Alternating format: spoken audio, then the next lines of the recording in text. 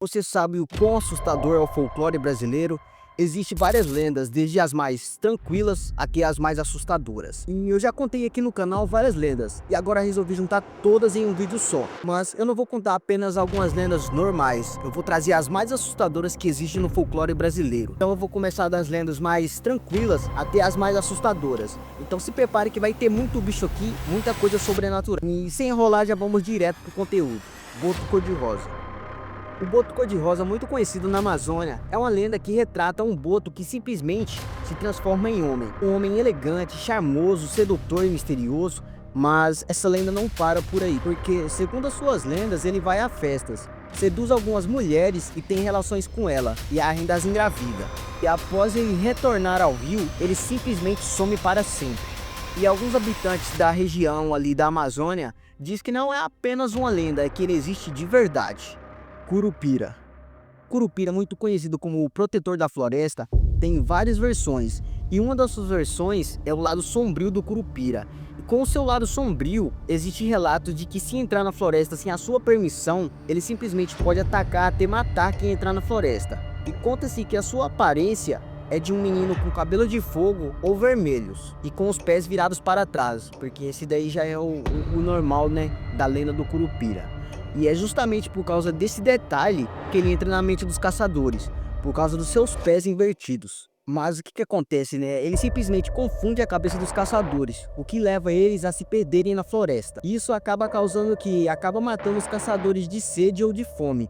Ele meio que simboliza a vingança da natureza contra a ganância humana. Saci Pererê. Um menino travesso de uma perna só, que faz travessuras, mas não é maligno. Isso é o que muitos pensam. Sim, mas uma coisa é, ele é travesso, mas ele pode ser simplesmente muito cruel. Em algumas versões da sua lenda, você provavelmente conhece a mais simples, né? Mas não é bem assim. O Saci basicamente é uma figura associada a espíritos. Deve estar se perguntando como assim espíritos. Contando mais pro alto, ele é tipo uma alma penada de um menino que morreu jovem. Na lenda real, o próprio Monteiro Lobato criou um relato em 1917 falando do Saci. Na realidade, o Saci possuía chifres e dentes afiados e grandes para sugar o sangue de qualquer animal na floresta. E existem relatos de que o Saci se alimentava de galinhas, vacas e cavalos. Eu disse que a história ia ficando cada vez pior, né? E esse é apenas o começo, as mais simples ainda. Iara. A Iara é uma sereia que atrai os pescadores com seu canto, mas por si só, a história da Iara já é bem assustadora. Seu canto, ele hipnotiza os pescadores, levando-os a se afogarem ou a desaparecerem para sempre. Ele teve origem, sabe onde? Justamente na Amazônia. É uma criatura metade sereia, ou peixe no caso, né? E metade mulher. Se você não conhece a história dela, é um pouco triste. Antes dela ser esse ser místico, ela era uma humana normal e morava com seus irmãos. E por ela se destacar na sua tribo, os seus irmãos sentem muita inveja dela e tentam atacar ela. Para se defender, ela acaba matando os irmãos. E ao encontrar o pai dela e contar o que aconteceu, ela sofreu uma punição. Foi jogada no rio, que é onde a sua lenda começa. Ela ganhou essa maldição como vingança. Agora quem ouve o seu canto é hipnotizado e morto. Boitatá. Uma cobra de fogo que também protege as matas, assim como o Curupira, mas é muito vista como uma entidade defensora do que ameaçadora. A cobra de fogo pode cegar ou matar aqueles que tentam destruir a floresta. A sua aparência flamejante e sua natureza defensiva a tornam uma figura aterrorizante para quem a encontra. Porque dizem que além dela pegar fogo, ela tem vários olhos pelo corpo e quem olhar diretamente ou indiretamente é morto, o que torna essa lenda um pouco mais aterrorizante do que o normal, né? Bom, agora vamos subir um pouco mais de nível e essas próximas lendas já são as intermediárias, ou seja, vai ficar um pouco mais assustadoras do que essas outras que já foram. Então já vamos começar aqui com a Cuca. A Cuca é uma bruxa velha que assusta as crianças. Ela é retratada como uma bruxa velha e assustadora com cabeça de jacaré e aterroriza as crianças desobedientes. A sua origem, porém, é mais sombria. Ela remonta à lenda portuguesa da Coca. E aqui no Brasil, a Cuca ainda ganhou contornos ainda mais tenebrosos, associada à história de medo e castigo. Mas o seu nome também pode ter raízes nas culturas africanas, onde Cuca significa cabeça ou fantasma. A Cuca em si só simboliza o medo do desconhecido e serve para dar alerta às crianças que não seguem as regras. Rasga-mortalha. A rasga-mortalha ou matinta pereira depende da região como é contada. E assim, uma curiosidade sobre ela, que dizem que se você ouvir o canto dela, alguém da sua família ou você vai morrer. Tipo, eu já ouvi falar que ela para em cima das casas e fica parada, cantando, e geralmente alguma coisa acontece. A rasga-mortalha é uma entidade sombria do folclore brasileiro, especificamente do Nordeste. Ela é descrita como uma mulher fantasmagórica que se transforma em uma coruja. E sim, essa coruja existe de verdade. E aí fica a dúvida, né? Será que essa lenda é real? É só um conto? Comenta aí o que você acha. Assim, dizem que na sua forma humana ela usa vestidos longos e cabelos bagunçados, emitindo gritos aterrorizantes. E a sua origem está ligada a histórias de mulheres que morreram de forma trágica, muitas vezes durante o parto ou desilusões amorosas, e volta para assombrar aqueles que estão vivos. E dizem que o seu choro é um presságio de morte, anunciando tragédias e desgraças. A loira do banheiro. Um fantasma que assusta em banheiros escolares. E sim, essa lenda é real. A loira do banheiro é uma lenda urbana de uma mulher que assombra as escolas. A história conta que uma jovem loira cometeu seu suicídio. Sua morte foi bem trágica, de acordo com a lenda, e agora ela aparece como um fantasma pálido e assustador, vestido de branco e com longos cabelos loiros. Ela surge em banheiros após fazer um ritual, e inclusive eu não teria coragem.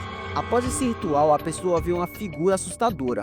As versões da lenda variam. Em algumas, ela se mata por uma desilusão amorosa, e em outras, ela é vítima de bullying nas escolas. Seu espírito vingativo ou em sofrimento permanece no local. A lenda da loira do banheiro surgiu na Escola Estadual Conselheiro Rodrigues Alves e fica em Guaratinguetá, no Vale do Paraíba, em São Paulo.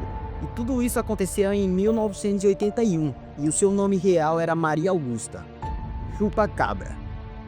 Você já ouviu falar de uma criatura com uma aparência bizarra, com características que lembram um cachorro, lobo, morcego ou até mesmo cangurus? E esse animal é muito conhecido como chupa-cabra. Há 20 anos, é a lenda sobre um bicho que mutilava animais e assustou moradores no interior de São Paulo.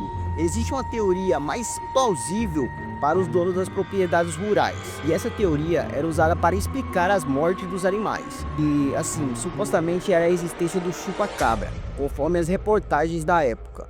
As cenas eram praticamente as mesmas. Galinhas, cabras, cavalos eram todos mortos, e no entanto, todos estavam literalmente sem sangue. E esses moradores diziam que após escurecer tinham que fechar todas as portas, e no outro dia a única coisa que eles encontravam é os seus animais, tipo galinhas e cabras, totalmente mortos nas fazendas, e tipo assim, com marcas e sem sangue. Inclusive teve um cara que registrou tipo 30 galinhas mortas, literalmente mutiladas, sem sangue. E até hoje o pessoal daquela época não sabe, tipo, contar o que causou tudo isso, porque não é normal encontrar os seus animais mortos e principalmente sem sangue. Eu já ouvi também que esses seres podem ser extraterrestres, só por não ter explicação, porque pensa, além de matar, deixa algumas marcas e o animal totalmente sem sangue, além da besta fera.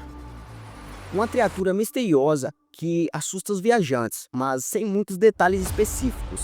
A besta fera é uma criatura aterrorizante do folclore brasileiro e muitas vezes associadas a regiões rurais e florestas densas. Diziam que ele surge nas noites escuras, com uma aparência híbrida de humano e animal. Além disso, conta que ele tem garras afiadas, olhos vermelhos e brilhantes e um rugido que ecoa como um misto de dor e fúria. Mas, assim como as outras lendas, a sua varia de acordo com a região. Em algumas versões, é um espírito amaldiçoado de alguém que cometeu crimes terríveis. E já em outras, é uma entidade sobrenatural que pune quem invade o seu território. E de acordo com o passar do tempo, as histórias contam que a besta fera já atacou viajantes perdidos, gados e até aldeias inteiras. E por onde passa deixa o seu rastro de destruição.